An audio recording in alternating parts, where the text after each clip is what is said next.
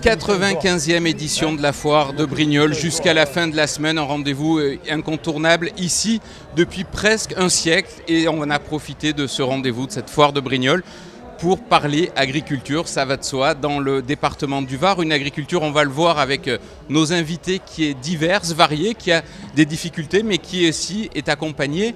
Bonjour à vous trois, honneur aux dames, je vais commencer avec vous. Vanessa Collin, directrice de l'attractivité territoriale de l'Agglo Provence Verte.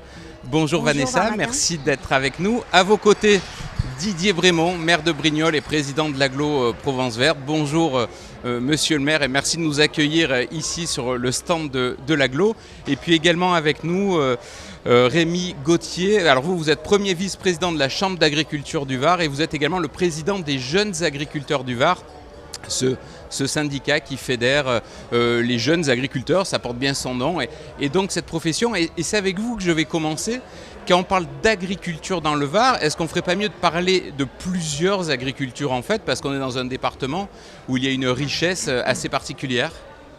Cette richesse-là, elle est liée à la topographie du territoire. On a un département qui va de la mer à la montagne et donc qui permet d'accueillir tout un tas d'activités agricoles différentes. On a les filières les plus importantes du département en termes de chiffre d'affaires et de surface aussi. On a la viticulture en premier lieu. Et puis on a aussi l'horticulture qui sont des filières d'excellence et qui existent dans le département depuis des dizaines d'années. Elles sont très représentées. Et on a un certain nombre de filières émergentes dans le département, notamment aussi en Provence Verte, peut-être monsieur le maire en parlera tout à l'heure, des filières qui sont en train de se développer et qu'il faut accompagner dans leur construction. Donc on a un territoire très diversifié, très riche, et ça c'est très important pour le territoire. Vanessa, vous n'allez pas dire le contraire, ici sur le territoire de la Provence Verte, dans cette partie du Var, il y a une richesse en matière d'agriculture, il y a de l'élevage, il y a de la production, de la culture en fait, pardon. Oui, tout à fait. Nous avons de très nombreuses filières. Nous avons les filières arboricoles, élevage. D'ailleurs, aujourd'hui, vous voyez derrière moi que nous avons mis à l'honneur l'élevage et les fromages. Donc, nous avons vraiment des filières très, très diverses. Une monoculture qui est la vigne, mais justement, la profession agricole tend à se diversifier et autant dans l'innovation que dans les filières. Et du coup, voilà, cela nous permet d'avoir une belle colorisation des filières agricoles sur le territoire. Bon, monsieur le maire, maire de Brignoles, forcément, on est dans un territoire historiquement agricole. Dans le Var, c'est peut-être la zone où la densité agricole est la plus forte. Vanessa le disait, il y a beaucoup de viticulture, mais pas seulement. Oui, vous le voyez. D'ailleurs, cette année, nous avons mis l'accent sur l'agriculture plus fortement, puisque nous avons fait un stand de 400 mètres carrés et vous voyez avec 4 thèmes toujours liés à l'agriculture, parce que pour nous, ça nous paraît un rôle économique essentiel. Et on avait toujours imaginé que l'agriculture était à côté. Pour moi, elle est pleinement dans l'économie et on pourra en dire quelques mots tout à l'heure, mais je crois que c'est fondamental qu'on le fasse savoir. Et vous dire aussi qu'on souhaite également que cette foire devienne vraiment agricole au maximum, puisque c'est l'ADN du territoire. C'est vrai qu'ici, depuis un siècle quasiment, on venait principalement acheter du matériel, des bêtes, des plants. Et ça, c'est la vocation aujourd'hui de cette foire, de continuer justement dans cette tradition-là. Moi, j'ai par habitude, je l'ai dit samedi à l'inauguration, je crois que l'agriculture, c'est pas le passé. L'agriculture, c'est l'avenir. Et encore plus aujourd'hui. Alors, on en parle. Je crois qu'on parle d'intelligence artificielle, on parle de beaucoup de choses. Mais pour moi, demain, ce qui va faire revivre nos concitoyens, c'est l'agriculture. Bon, alors ça, Rémi, vous êtes d'accord avec ça? La place de l'agriculture dans un monde qui bouge beaucoup, il faut le remettre au cœur de nos vies? Je pense qu'il est toujours au cœur de nos vies, le monde agricole. On le voit peut-être un peu moins. Nous, ce qu'on note à la Chambre d'agriculture, c'est qu'on a un grand nombre de jeunes, et ça c'est une tendance qui dure dans le temps, on a un grand nombre de jeunes qui sont intéressés par le métier, qui ne sont pas forcément des descendants d'agriculteurs, qui viennent bien souvent d'ailleurs et qui veulent s'investir dans le monde de l'agriculture. Et ça, c'est une très bonne dynamique en termes d'espoir pour nos filières. C'est une très bonne dynamique. Vous-même, vous êtes d'une famille d'agriculteurs ou vous êtes lancé Moi, je suis viticulteur sur la commune du Val. En reprise d'exploitation familiale, mon père était paysan avant. Ouais. Et donc aujourd'hui, vous voyez des jeunes ou des moins jeunes qui n'étaient pas du tout dans cette profession, qui décident de s'orienter vers vos métiers de l'agriculture? Voilà, c'est une tendance de fond où il y a quand même des jeunes qui sont là, qui sont motivés pour reprendre les exploitations. Et ça, ils n'ont pas forcément la notion, quand on est un descendant d'agriculteurs, de famille d'agriculteurs, on sait, on connaît, on voit ce qu'est le monde de l'agriculture, quelles sont les contraintes, quels sont aussi les plaisirs de faire ce métier, mais quelles sont les contraintes aussi. Et notre rôle à nous, Chambre d'agriculture et syndicalisme, c'est de faire en sorte d'éclairer un peu la lanterne de tous ces jeunes qui veulent s'investir dans ce milieu pour leur dire attention, c'est pas un métier facile, c'est un métier gratifiant, où il y a de la reconnaissance quand même. Et c'est un métier où il faut de la persévérance, où il faut être accompagné. C'est pour ça que l'agriculture, on ne peut pas faire l'agriculture tout seul. Au XXIe siècle, faire de l'agriculture tout seul, à moins de récupérer une ferme de famille qui est déjà une entreprise qui roule déjà, quand on veut s'installer en agriculture, seul, c'est extrêmement compliqué, on ne peut pas le faire. Il faut être accompagné, c'est pour ça qu'il y a les intercommunalités qui prennent un rôle de plus en plus important dans l'accompagnement des projets d'installation et toutes les OPA agricoles qui sont là pour conseiller les jeunes qui veulent s'installer et les moins jeunes aussi. Alors justement, on a beaucoup vu ces derniers mois de la colère de la part d'agriculteurs sur des taxes parfois, sur des normes compliquées, sur beaucoup de temps passé à faire des démarches administratives. Vous aujourd'hui, quel constat vous dressez des freins, j'allais dire, au développement de la pratique de l'agriculture? Il y a plusieurs freins. Je ne vais pas ici citer l'intégralité des freins qu'il y a à l'exercice du métier d'agriculteur. Mais il y a une tendance de fond au niveau national européen à une production normative importante, production de lois et de règlements, qui viennent contrarier les entreprises. Voilà. Alors, un certain nombre sont d'origine environnementale, puisque vous savez que l'environnement, c'est le grand dada des hommes politiques à l'heure actuelle. Pas tous, voilà, pas que. Et moi, ce que je regrette un peu dans tout ça, pour l'exercice du métier, c'est que quand on crée des normes, on n'a pas d'expérimentation de l'application de la norme à l'entreprise. C'est-à-dire qu'on imagine la norme d'un bureau à Paris, on se dit il faut que ça soit ça, on fait ça, et puis les entreprises doivent se débrouiller dans le territoire pour s'adapter. Et ça, c'est un frein au développement de l'agriculture et à l'installation des jeunes qui veulent reprendre, puisque produire au XXIe siècle, ça n'a plus rien à voir à produire il y a 20, 30, 40 ans. Les choses ont considérablement changé.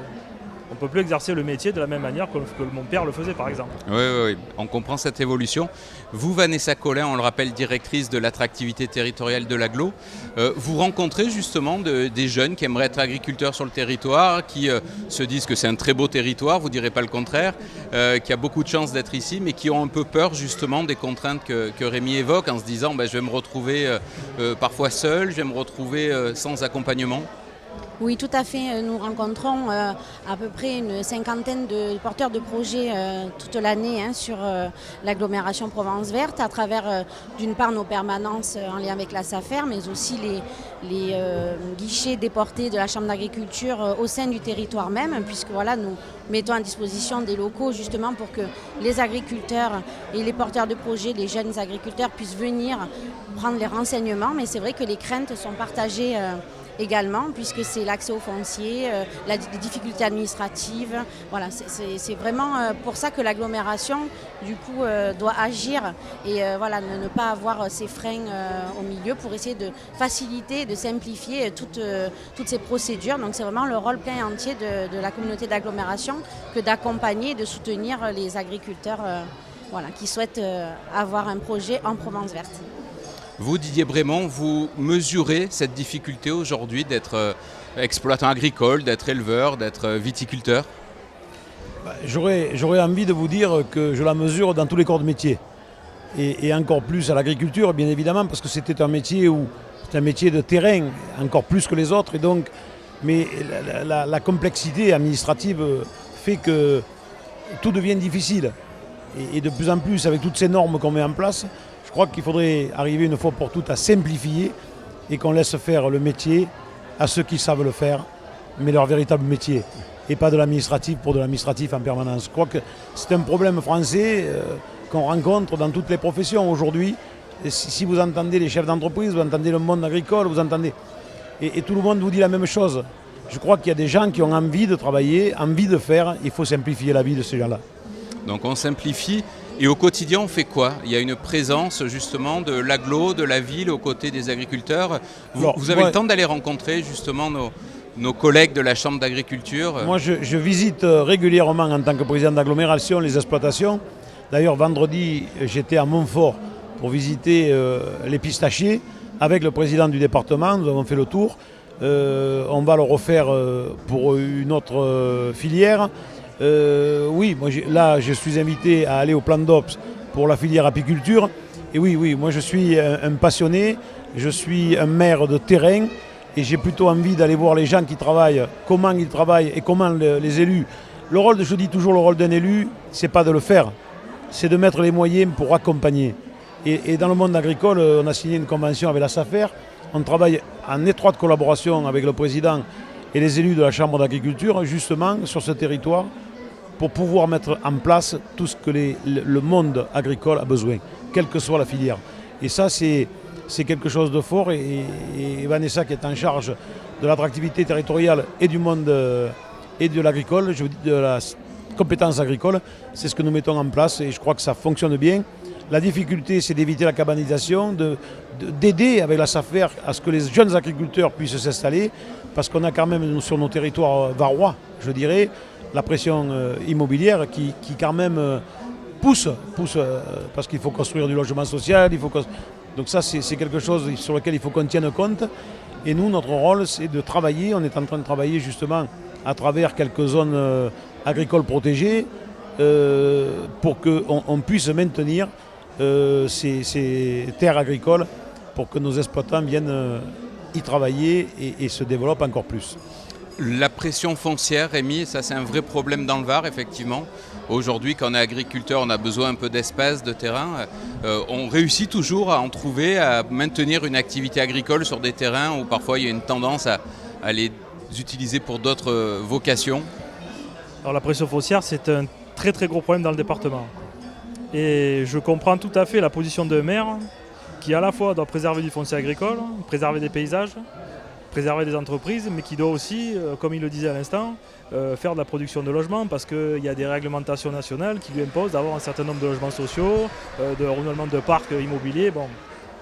Donc c'est un casse-tête assez important dans un département où la zone agricole, en termes de surface, est très très faible par rapport à d'autres départements. Et donc l'enjeu, c'est tout le combat qu'on mène à la Chambre d'agriculture du Var, c'est la protection des espaces agricoles dans le temps, avec notamment le déploiement sur le territoire d'un nombre de plus en plus important de zones agricoles protégées, qui est un outil à destination des agriculteurs pour préserver le foncier agricole dans le temps, pour qu'ils aient une visibilité, pour limiter la spéculation foncière. Voilà. Et puis nous, à la Chambre, on a aussi initié, sous le mandat précédent, à l'initiative de Fabien Joly, de Sylvain Demar, un plan de reconquête agricole pour aller reconquérir des espaces qui s'étaient enfrichés, de la déprise agricole, qui s'étaient enfrichés. Et donc on va chercher des moyens avec le département, avec les SAFER, avec tout un tas d'acteurs qui nous accompagnent pour faire en sorte de libérer du foncier et qui redevienne disponible pour les agriculteurs.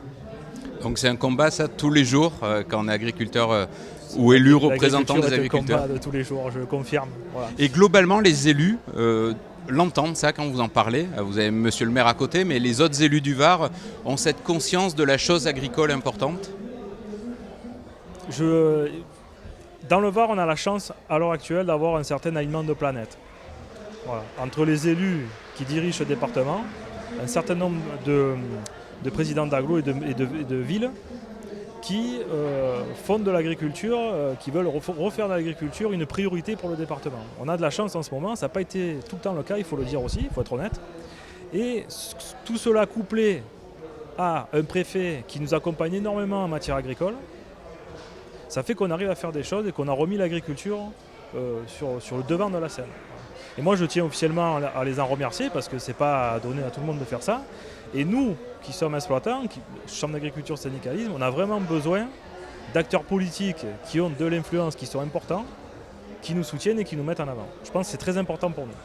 Et on a la chance de l'avoir à l'heure actuelle dans le département. Vanessa Collin, avancer en meute ou le tiers groupé avec des agriculteurs impliqués, des élus qui le sont, vous pensez que c'est indispensable, vous aussi, oui, pour conforter ici Oui, tout à fait. Ouais. C'est vraiment indispensable puisque à travers les politiques publiques et les visions politiques de nos élus qui pousse à ce que l'agriculture soit une force économique en Provence verte. Cela nous permet d'avancer sereinement, justement en tir groupé, comme vous le dites si bien, avec la SAFER, la Chambre d'agriculture, pour répondre aux objectifs et aux enjeux d'un développement et d'une pérennisation de l'agriculture sur le territoire. Dernière question. Si j'ai envie de me lancer dans l'agriculture, c'est quoi? Je viens vous voir, Rémi, je viens vous voir Vanessa, je viens vous voir Monsieur le maire. On fait comment en fait? Si j'ai un projet agricole, c'est quoi la porte à pousser? C'est toutes vos portes en même temps? C'est toutes les portes en même temps. Voilà. C'est-à-dire que pour s'installer en agriculture, il faut être dans une dynamique collective. Il ne faut pas avoir peur de pousser les portes, d'aller voir les collectivités, d'aller voir la Chambre d'agriculture pour l'accompagnement.